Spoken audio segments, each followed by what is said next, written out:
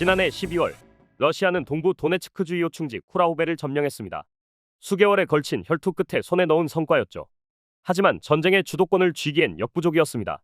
전차와 장갑차 등 기갑 차량을 소진한 러시아군은 더 이상 진격할 수 없었습니다. 넉 달 동안 몇 마일 정도 서쪽으로 전선을 옮기긴 했지만 병력 소모에 비하면 형편없는 전과였죠. 4개월 뒤인 이달 초 러시아는 다시 병력을 재편해 남부 전선에서 공세를 재개했습니다. 쿠라우베 북쪽과 스리브네 남쪽에서 4개 전투조가 각기 다른 방향, 다른 시각에 출발해 보우다니우카, 트로이츠케, 호리오베 세 지역을 동시에 노렸습니다. 보병, 오토바이, 장갑차, 전차까지 총동원된 공세였습니다. 하지만 우크라이나에 들어온 부대는 이 움직임을 이미 포착한 상태였죠. 정찰 드론이 먼저 탐지하고 FPV 자폭 드론이 뒤따랐습니다. 드론은 차량을 무력화시킨 뒤 도망치는 병력을 추적해 공격했습니다.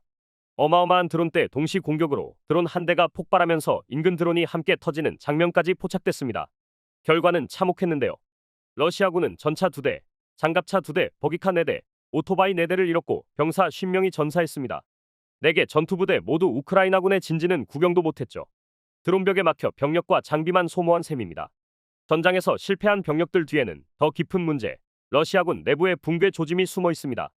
우크라이나 빨치산 조직 아테시는 최근 드니프로강 삼각주 인근 섬 지역에 주둔 중인 러시아군의 내부 실태를 폭로했습니다.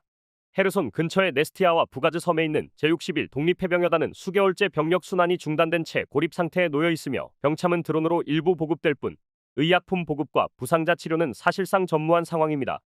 장병들은 곰팡이 감염, 궤양, 피부병, 심지어 동상까지 겪으며 섬에서 육체적 정신적으로 썩어가고 있다는 증언이 이어졌습니다. 이처럼 전선 곳곳에서 러시아군의 전투 여력 자체가 급속히 약화되고 있다는 정황은 계속 포착되고 있습니다.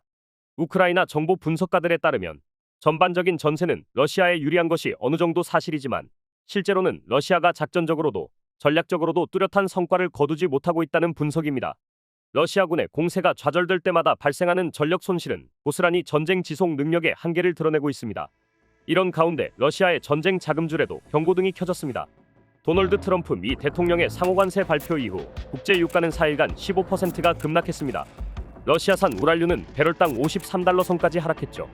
올해 러시아가 책정한 예산 기준인 69.7달러보다 16달러 이상 낮은 수치입니다.